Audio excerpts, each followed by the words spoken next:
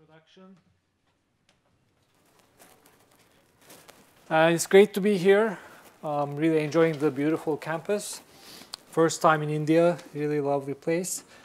So the work that I'm going to present today is joint work with, or is the work of, more precisely, Sam Coogan, who was a graduate student in my group, and Eric Kim, who is currently a graduate student. So before going into the details of this, though, I want to tell you briefly about what I do in general, what my broader research agenda is. So I'm interested in scalable control design and verification for networks of dynamical systems. So in control theory, the computational methods we have available, especially for nonlinear systems, do not scale well beyond a few state variables. Okay? Now, if you want to network those systems, then there's real trouble in terms of doing the design and verifying that the performance goals are met. So how do we deal with these issues? So that has been the main theme in my research for the past 10 years at least. So we use several approaches to overcome this curse of dimensionality. One of them is using a compositional approach whereby instead of trying to address the whole system as a whole, you break it up into pieces and then try to do design verification for smaller pieces and then try to make conclusions from what you can glean from those pieces as well as how those pieces interact. So that's much like composing, a Lego set in a sense. Another important thing that we always try to use is the inherent system structure. Nonlinear systems come in very different shapes and forms, and whatever you design or analysis you're doing should be tailored to the inherent structure that's present in the system. So I strongly believe in that, and that has been a recurrent theme in my work, finding out useful structural properties and exploiting them for design and verification purposes. And finally, the theory we developed is usually motivated by an application area. Okay? So that's a great way in my mind to identify useful structural properties and then to develop theory broad enough that it could be applicable to other systems that have similar structural features. So the applications I've been involved with in the past 10 years include multi-agent systems. Some time ago, I was working heavily in that direction. More recently, I have been doing quite a bit of work on synthetic biology, looking at gene networks, designing synthetic gene networks in bacteria. And also, at the next level up, what kind of conclusions can we draw for populations of cells? Okay?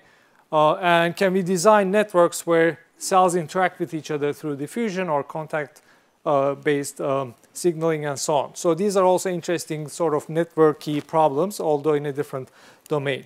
And finally, I've been working quite a bit recently on transportation, traffic networks, and this talk in particular is motivated by traffic networks, and some of the structural properties I will be talking about have been extracted from traffic networks. So when I started looking into traffic networks, I quickly realized there are obviously control problems, but the objectives of control are not the usual stability, set point control or tracking or disturbance rejection problems. These are different. So these are more naturally objectives that you can describe in what is called temporal logic. Okay? So, and closer to natural language in a sense. So things like, if the queue size exceeds such and such, make sure that within the next several cycles, it falls below a certain level, right? This is not a stabilization problem. It's a very different goal. And also, make sure that the lights recurrently turn green so you don't forget any one direction of traffic. So we found temporal logic to be a natural specification language for some of the traffic control objectives. But how do we design systems that satisfy temporal logic specifications? Or how do we verify that a system satisfies such specifications? Well, there's a whole field dedicated to that. In computer science, formal methods people work on these types of problems. So today's talk is particularly about that. So how do we design control to meet temporal logic specifications using formal methods. And the motivating application is traffic networks, and I'll use this as an example throughout.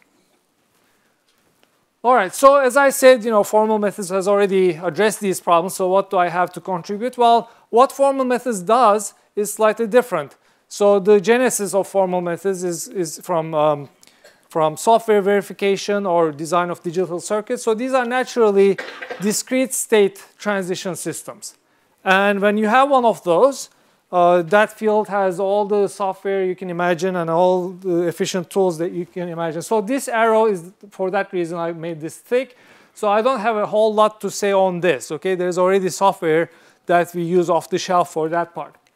The difficulty, though, is when you're trying to leverage these methods for control design, you don't typically have a finite state transition model. We typically work with continuous states, right?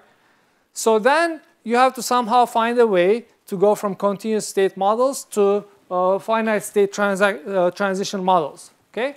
And for that, much less is known, okay? So that's why this is a thinner line, and that's what most of what I'm going to talk about today is concentrated. So this is the task of what's called abstraction. Start with a continuous state model, try to turn it into a discrete state model. And to avoid any confusion, when I say continuous and discrete, that specifically refers to states, continuous state versus discrete state. In terms of time, everything I'm going to use here will be discrete time. Okay, so when I say continuous, I'm really talking about continuous state. All right, so here's the outline. So in the first part, I'll talk about the problem of abstraction, so that we can apply formal methods for control synthesis, and that's what I meant by automated control synthesis in the title.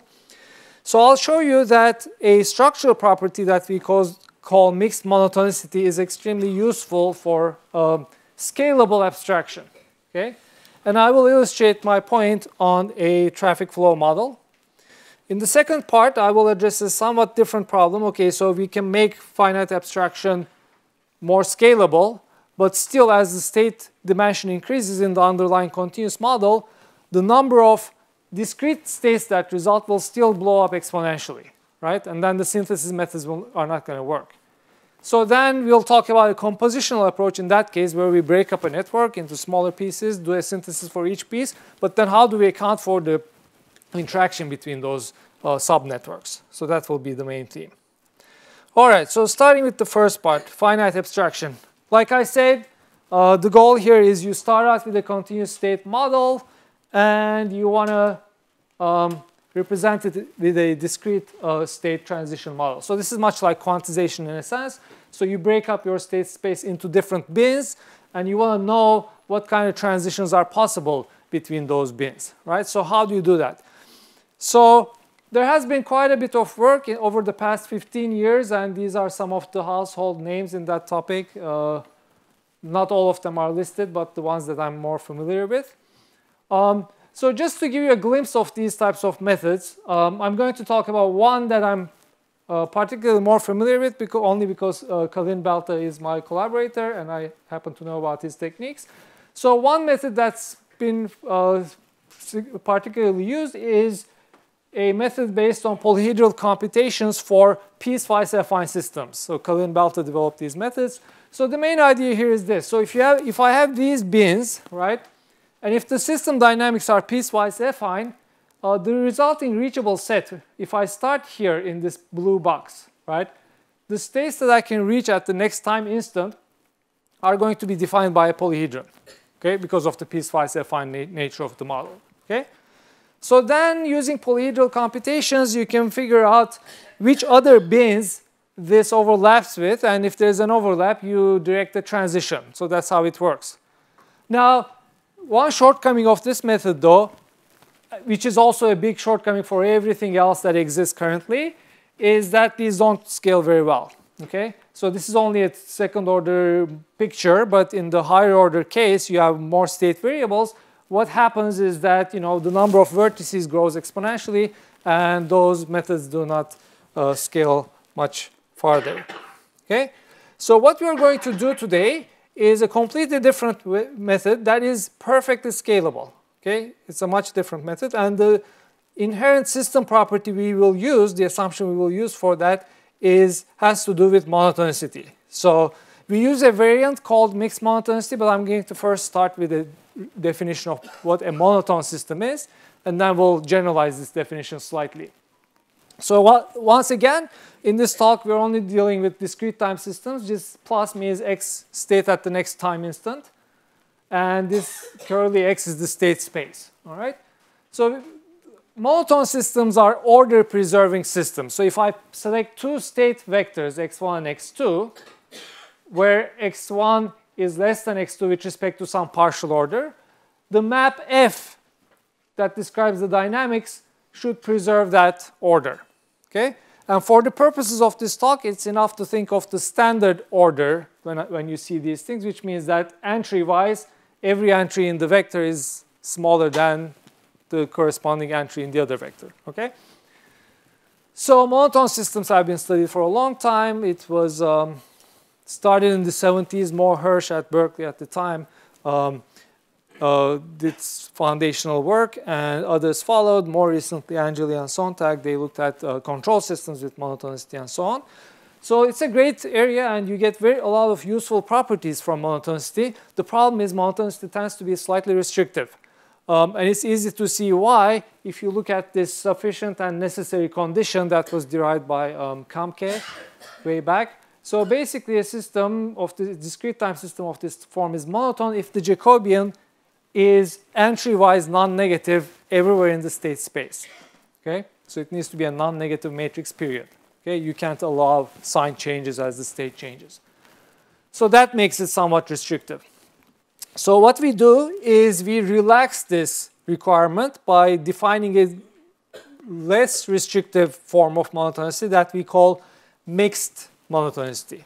And what that means is this. So bear with me for a second. So for the purposes of definition, we say that the system is mixed monotone if we can find what we call a decomposition function, little f, that is derived from the big F, that has the following three properties.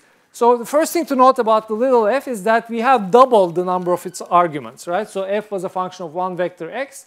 Little f is a function of two of these vectors, right? So the first requirement is that when the two entries are the same, you should recover your vector field f, big F, right? So that's the first requirement. The second requirement is that with respect to the first argument, this decomposition function should be increasing. So if x1 is less than x2, f of x1 should be less than f of x2 when the other argument is kept the same. And the third requirement is that with respect to the second argument, y, you are the opposite. Instead of increasing, now you're decreasing. Okay?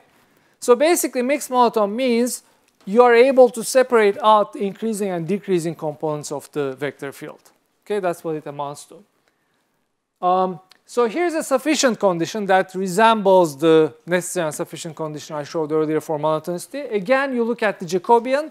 If the Jacobian is sign stable, meaning that if you look at one of its entries, it does not change sign as you change the state vector in space. Okay, then you conclude that the system is mixed monotone. That already shows you how things are relaxed now, right? So I don't care if the entries are all non-negative. If they don't change sign, if some are positive, some are negative, that's still fine. Okay? So that's the nature of mixed monotone systems.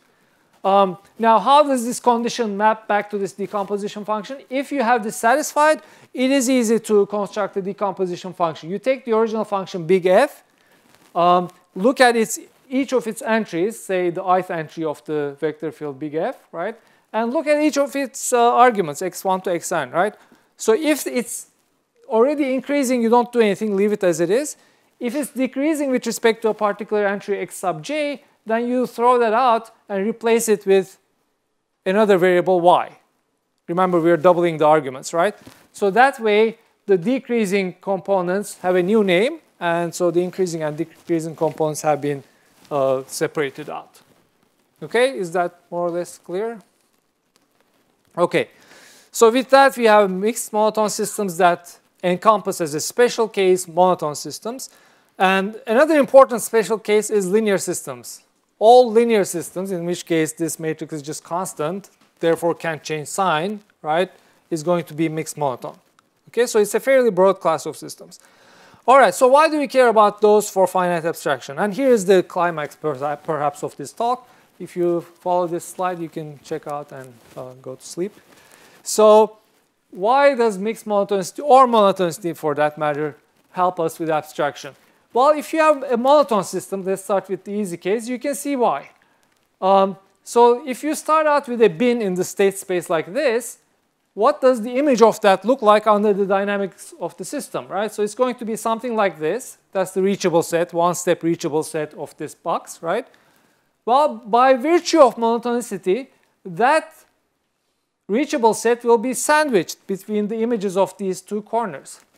Okay? That's a simple implication of the order-preserving nature of the system. Okay? So you are efficiently over-approximating the reachable set. Okay? Now, this is an over-approximation, and therefore, there is likely some conservatism, as shown by the light blue area, right? However, it is still very effective because this is the tightest box that you can fit the actual reachable set into, okay? Simply because these corners are actually on the box, on the boundary of the box. All right? So a similar argument works for mixed monotone systems. So if I look at the image of a box again, this time I evaluate my decomposition function, which I defined on the previous slide.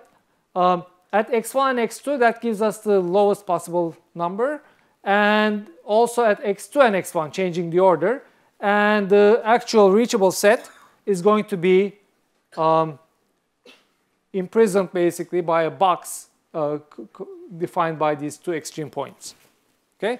And again, it's the tightest possible box. You can't choose a smaller box that contains the reachable set. Okay? So with that in mind, we can actually derive a scalable abstraction algorithm. You start out with this set, and you want to know which other sets you can transition, which other bins you can transition to. So you basically evaluate these two corners, evaluate this function at these two corners, and from that obtain this new over-approximation of the reachable set.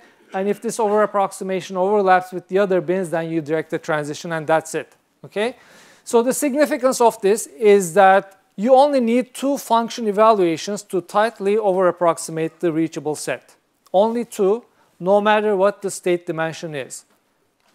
So that's significant because like in the other cases, like the polyhedral operations, things were blowing up exponentially, right? Here we're not even talking about the more benign forms of explosion like polynomial. We're talking about no growth, two function evaluations. So that unlocks basically this difficult step of finite abstraction for this class of systems. So why do we care about mixed monotonicity versus monotonicity? Well, it turns out for the traffic models that we're interested in, monotonicity is a little restrictive, whereas mixed monotonicity generalization is not. Okay, and I'm going to illustrate this with one slide. So this is just a caricature of the type of models we use. These are usually known as cell transmission model or variants of that.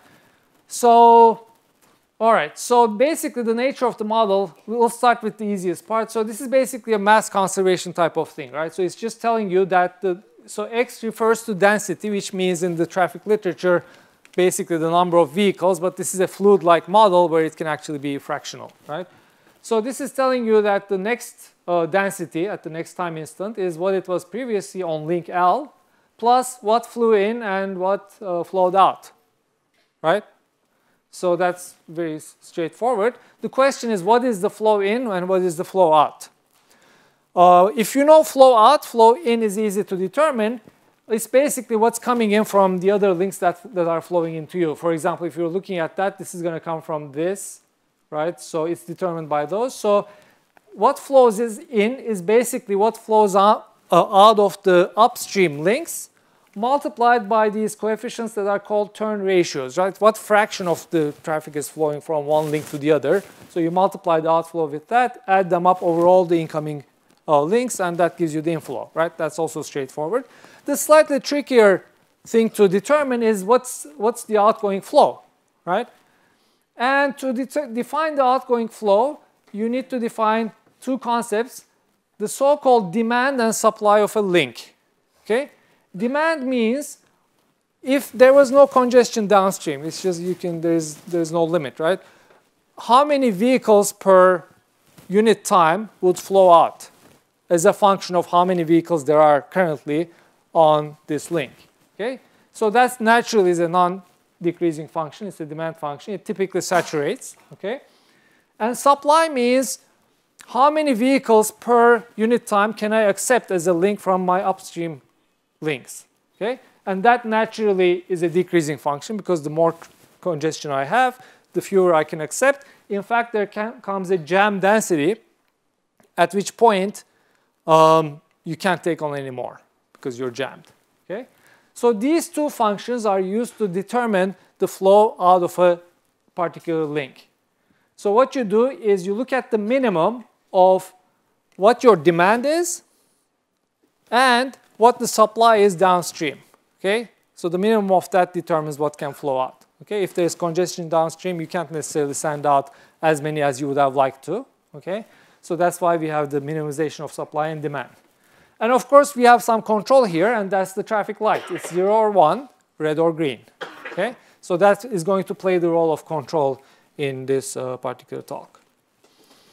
All right, if you have any questions about the model, I'm happy to clarify. Okay, so that's how it is done. This is rooted in what's called the cell transmission model in the traffic literature. It's a variant of that adapted to basically surface roads. Okay, so the main point of this example is that the traffic flow model that I just told you about is mixed monotone. If I look at the Jacobian matrix, I can see that the entries are either positive and they never change their sign, or they are negative and they never change their sign. Okay? And the significance again of that is that now I can easily do a finite abstraction, come up with a discrete transition system, and then go to standard software from formal methods to be able to synthesize a controller that meets all the objectives that I started out with. Okay? So why did I make such a big deal out of mixed monotonicity versus monotonicity? Well, it turns out you can actually have negative signs in the traffic model that I showed you. Okay? So it's not necessarily monotone. Sometimes you can have negative entries, but those don't change sign, so you are still mixed monotone. So just to give you a little more insight about why that negativity can happen. As you can see here, I mean, this is basically a theorem, sort of, although I'm not deriving it. You just take it to be true. So the sign can be negative, the dependence can be negative between two links, I and j, if those two links share a common tail. Okay, so if they're emanating from the same junction, then the dependency of those two can be negative. It is in fact negative. It's -1, right? So that is because of a first in, first out property that is intrinsic to the model that I just defined. Okay, traffic engineers believe in first in, first out, at least for congested conditions, which is when we're interested in control. First in, first out means basically this. Imagine sitting here, it's green, and you want to go forward, right? And there's nobody here. So, there's no reason why you shouldn't go, except that the guy in front of you wants to turn right, and there's congestion here. This is jammed, so the guy can't move. Is that a familiar situation? In India, it is, right? I mean, I was coming from the airport, and that was definitely the case. Well, actually, this was also clogged in that case. But anyway, so that's basically first in, first out. You have to wait for the guy in front of you because he or she was first. Okay? So why does this lead to a negative dependency? That leads to a negative dependency between links 2 and 3. The reason is that if somehow I increase the number of vehicles on link 2, what is the effect of that on the occupancy of link 3? Well, if I increase the number of vehicles on link 2, fewer vehicles can flow out of link 1.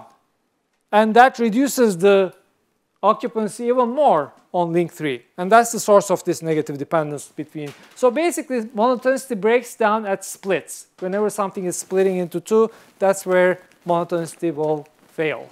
And yet, mixed monotonicity still is applicable.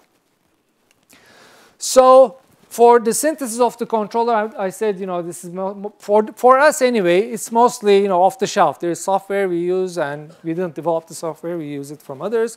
So, and I'm not going to give you too much details about that, but just to give you a sense of what the controller looks like at the end of the day, here's how it's done. So you start out with temporal logic specifications, and you want to synthesize a controller. And finite abstraction is the first step. So you start out with your continuous state model, turn it into discrete state model. And then there's this temporal logic specification you want to meet. First thing you do is you turn it into what is called a Rabin automaton. Okay? And the acceptance condition of the Rabin automaton is basically whether or not your specification is satisfied. Now, you can see in these transition systems that these are not what people call non-deterministic, meaning that you can have multiple transitions from one bin to multiple others, right? So those are called non-deterministic. The way the controller is synthesized is by playing a game. So you imagine an adversary who tries to screw you basically by selecting, when there's multiple choices, the adversary will select the one that is most likely to fail the specification. And the control fights against it. Okay? If the game is won by the control, then the strategy developed by the control, and that's all software, it's automated, then that becomes your control algorithm basically. Okay? Now, how is it implemented? To implement this controller, you actually have to embed a copy of this Rabin automaton into the controller. So that is going to be part of it. And so at each time step, basically, you look at the state of the mode of the control, what state the Rabin automaton is at. And you also look at the state of the system, which of these bins am I in. And the rest is a lookup table that spits out a control action. And that's, again, designed based on a game. Okay? All right. So here's an example. This is an arterial, what's called an arterial, meaning that it leads to some freeway. So what you'd like to do is during rush hour, you want to make this flow, right? You don't want congestion here, so it's important to let that flow. So the scenario here is that this is a residential area, so there are also side roads. So people will want to eventually go that way also, right? But the priority is this flow. So here are some meaningful temporal logic specifications. So first of all, you want to make sure that while making sure that the flow here is high, you don't forget about the side streets, okay? So each signal actuates cross-street traffic infinitely often. So none of these gets stuck at red. Okay, so that's the first specification. Second specification says eventually links 1, 2, 3, and 4, and those are the important ones, have fewer than 30 vehicles each, meaning that they shouldn't be congested. Okay, their occupancy should be reasonable.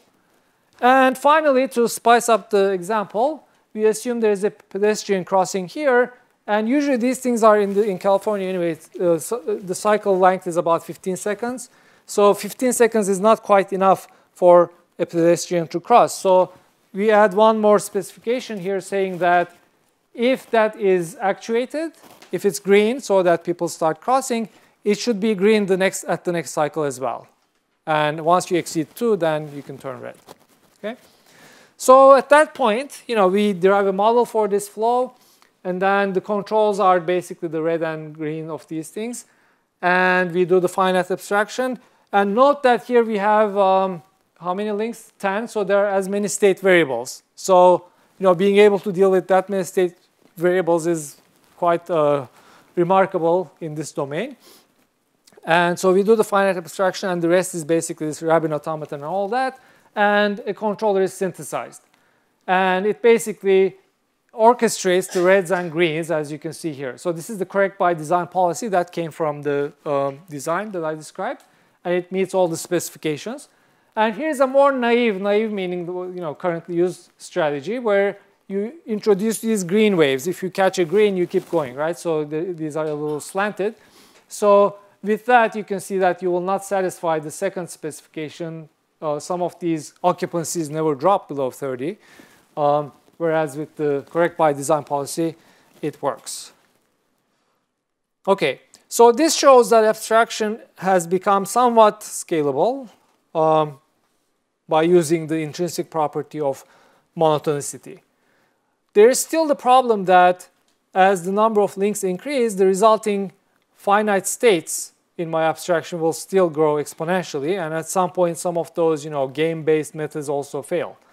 So how do we go beyond that? So we started studying this problem a couple of years back, and we're using a compositional approach.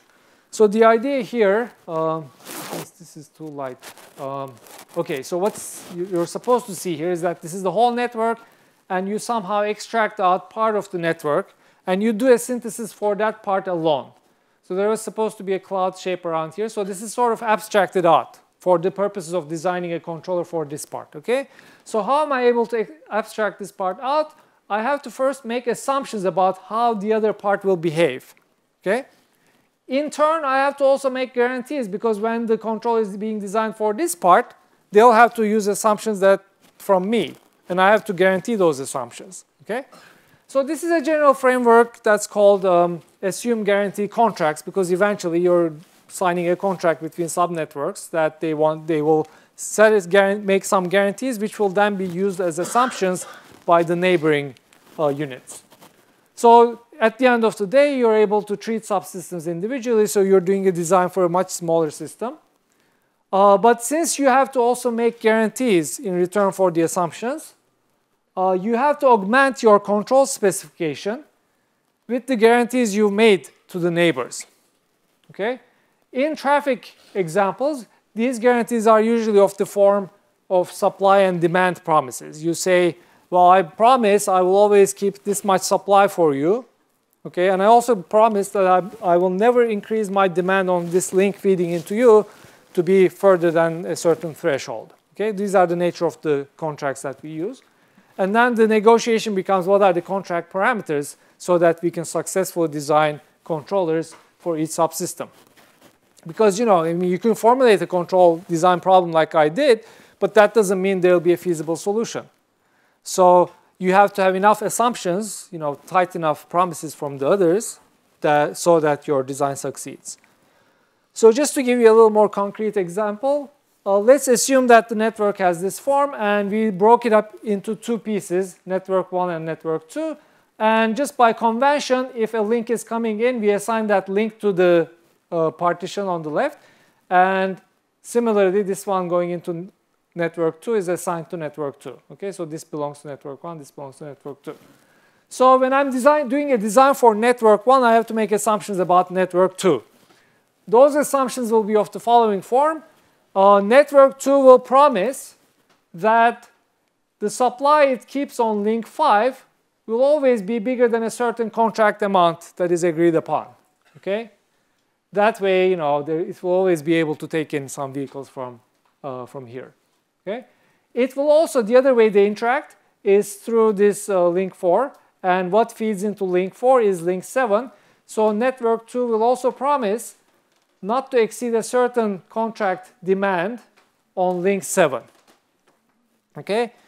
Now, obviously, the dynamic model for network 1 is coupled with the dynamic model for network 2. And to see this, you can remember the flow out was a minimum of the demand and supply. So basically, if you're looking at the flow out of link 2, that will depend on the supply on link 5. So that's one way of coupling, right, between the two subsystems. And also the flow into link 4 will depend on the demand on link 7, as well as the supply on link 8. So these two state variables which don't belong to network 1 appear in the model for network 1 anyway. So the way we handle this is by using those contracts, those promises from the neighbor network 2, to put upper bounds on those values, on those states. So basically, you turn this into a set-valued map. And the main effect of this set-valued map is that when we get this finite transition model, there will be a little fewer more transitions because of the uncertainty and this whole interval that these states can live in. If your design succeeds nevertheless, then it will work. So, all right, so I'm not going to bore you with this, but there, the devil is always in the details. So as a general framework, this sounds like a fairly reasonable thing to do. Yet there are some issues. So first of all, to be able to apply this contract-based method, your original specification for the whole network should be such that you can break it apart into specifications for subnetworks. So it should be this conjunction of specifications applicable to the subnetworks. Okay, so that's one requirement. Otherwise, this whole idea will not work. A more subtle requirement is, assume, like in my previous example, assume that network 2, suppose we came up with some contract parameters mutually, we agreed on things. Network 2 was successfully able to design a controller that meets the specifications. Network 1 couldn't, because it was too tight and it wasn't feasible. So then how do you go back and negotiate, right? So you will ask for more promises for network 2. You'll say, hey, you're already doing fine, you are the 1%, right? So you're doing fine, and I need more promises from you so that I can also satisfy my requirements. So the question, though, is, are you sure that when your neighbor promises more demand, or I'm sorry, less demand or more supply, it's actually going to help you meet your objectives, right? So they have to be, the promises and the objectives have to somehow be compatible with each other. And so that is one of the interesting problems that we've been looking at. One special, very special scenario where these things are compatible is when the system dynamics are monotone and the specification corresponds to a lower set. I don't know how well you can see this, but this is supposed to be an illustration of what a level set looks like. Basically, lower set means if I pick a point in that set, anything that's lower than that is also part of that set.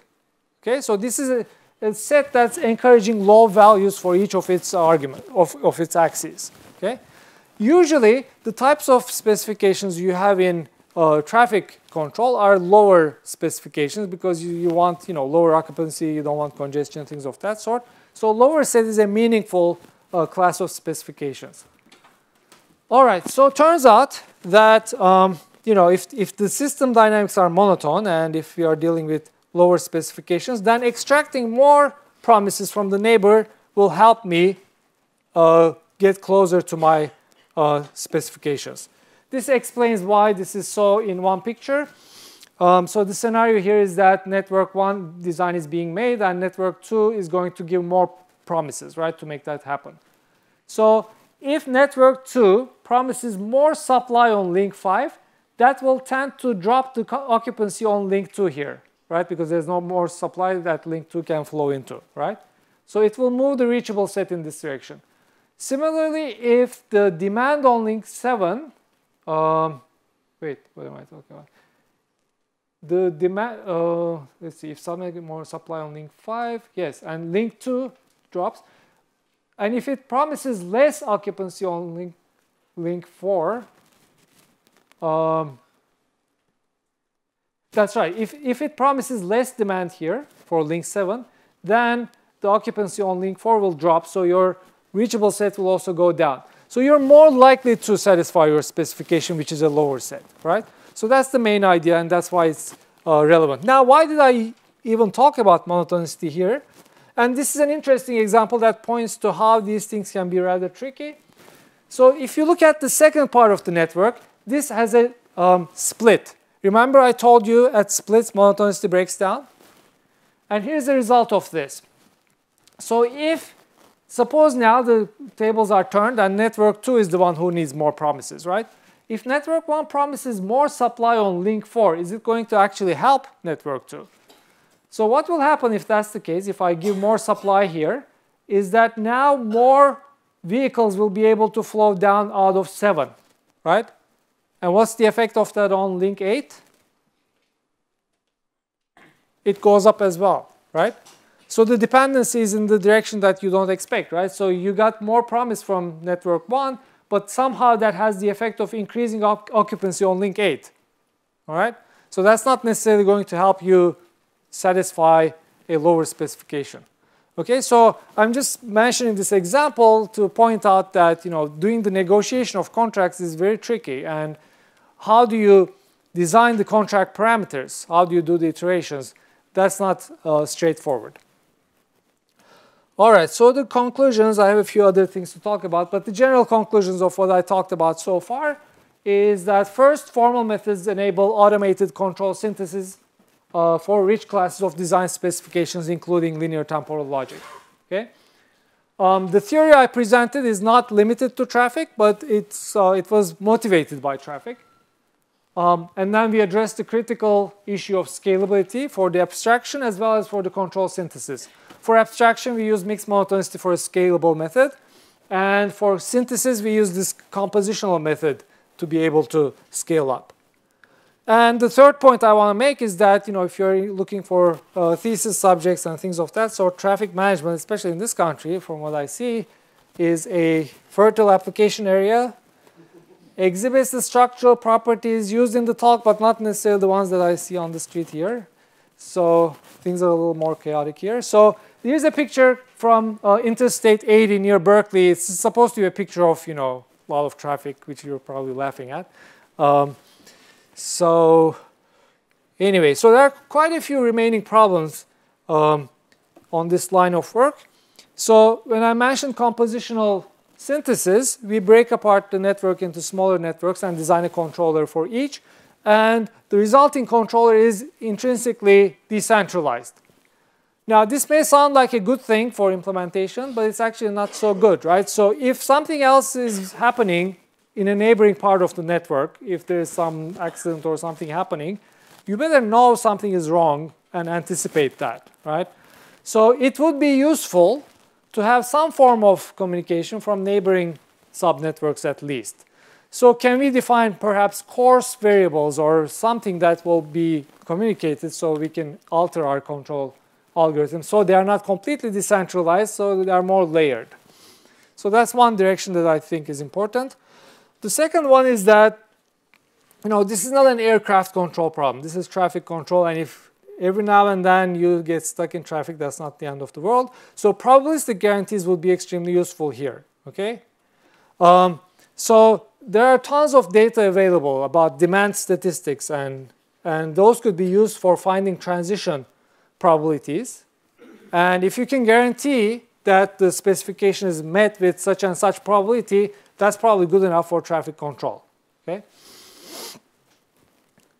So this is a picture of unlikeliness, I guess. Although New Yorker had to apologize for that at some point. They thought it was insensitive. Another important thing is we talked about temporal logic specifications, and we did not introduce any optimality criteria, whereas this is very important, right? So you may have some constraints in the form of temporal logic statements, but you may also have things to optimize. Examples of that include travel time, maximizing throughput, and things of that sort. And finally, so basically the example I showed was in the form of controlling signals on surface streets. But it's also important to coordinate the control of these signals with the on-ramp meters of freeways that those roads lead to. Okay? So coordination between those are important. Even at a technical level, that presents some challenges because the types of models that work well for the freeway are not necessarily the best models for the surface road. So even for simulating these things jointly, you have to do a lot of, you have to take precautions to make sure that the models are compatible and they communicate correctly. And then designing the controllers for the ramp meters and the signals to jointly optimize something is a technically demanding task. Now, beyond these technical problems, there are also jurisdiction problems, I've found out. So the people in California, anyway, who operate the ramp meters are the Department of Transportation. And the entity that's in charge of the surface streets and the lights is the city. And how do those collaborate or cooperate or coordinate their actions? They don't. In fact, they have conflicting objectives, right? So the Department of Transportation would like to make the freeway run smoothly, whereas the city would like to dump all the traffic on the freeway and flush the streets, right? So they have naturally conflicting objectives. So I heard the way it's done right now, if you can call that any coordination, the only way that the city will agree that the Department of Transportation will put one of these on-ramp meters is by having the privilege to be able to turn it off if they see it necessary. So if things are growing, if there's too much congestion on side streets, the city owns the right to go and turn this off. And that's not necessarily coordination. And I'd like to acknowledge some people. First, the former graduate student Sam Coogan was very instrumental in this work. He graduated, he took a job at UCLA. And the current graduate student, Eric Kim, is doing great work. So we are supported by this NSF Cyber Physical Systems grant, where I'm the PI, and Colin Balta from Boston University is a co-PI. And also Roberto Horowitz from Berkeley, and Alex Kurzhansky, who's a researcher in a transportation center. They're also co-PIs. And Sanjit Sesi is my colleague in the ECS department, and he's a formal methods guy, and we ask him questions all the time, and he's very kind in working with us. So here are some related publications. So basically the finite abstraction method using mixed monotonicity was from a paper in HSCC in 2015. Sort of a follow-up or related work showing how these methods can be used for temporal logic specifications for network flow. Recently appeared in IEEE Transactions on Control of Network Systems. So the compositional stuff that I mentioned at the end has been accepted, or provisionally it's close to being accepted in Automatica. And finally, we have a paper coming up presumably soon in the Control Systems magazine, which is basically a tutorial on the same topic that I just talked about here. So basically using formal methods. So it's supposed to, we also have these sidebars where we introduce, formal methods a little bit and temporal logic. So it should be a good place to start reading once it is published. So thank you for your attention. I'm quite early, I guess.